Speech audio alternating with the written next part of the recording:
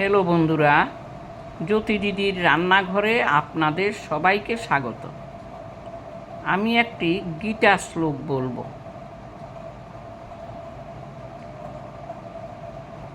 ওং ভগবতে বাসুদেবায় নমঃ। সপ্তম অধ্যায়, গীতা শ্লোক।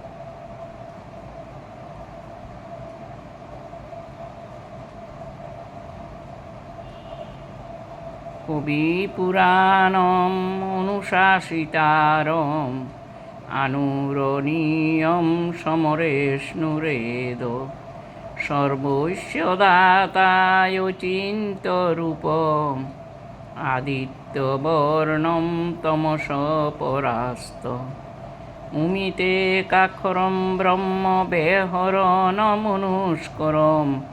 যা প্রয়াতি তেজং দেহং যজাতি পরমঙ্গুতি স্থানে ঋষিকেশ তব প্রকৃত্যা জগত পরিহাস্য তনুরজ্যতে চ রক্ষাংসি বিটানি দিশু দ্রব্যন্তি নমস্তস্যন্তি সর্বসিদ্ধ সংখ্যা সর্বত পানি পাদং তৎ সর্বতক্ষি মিরুমুখম সর্বত শ্রুতিমূল্যকে সর্বমাবৃত্ত তৃষ্টতি অর্ধমূলধম শাখ অশ্বত্থম পেহারব্যয়ম ছন্দাংসি যস্য পর্ণানি যস্তং বেদ স বেদবিদে সর্বস্য চাহং হৃদি সন্নিবিষ্টু মত্ত স্মৃতিজ্ঞানপোহঞ্চ